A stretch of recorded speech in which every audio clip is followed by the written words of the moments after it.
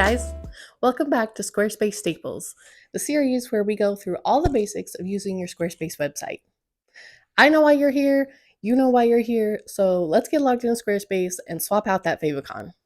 Okay, so we've logged into our Squarespace website. We are going to go right down here to Settings, over here to Favicon. And then I just want to note a couple things. It does say add a favicon. We are going to click on that. But I just want to note that Squarespace's instructions say icons should be in a PNG file format and recommended sizing is between 100 by 100 and 300 by 300 pixels. Okay? So when you're designing your favicon, just keep those dimensions in mind. It's going to be a square. So we're going to click on add favicon, upload file.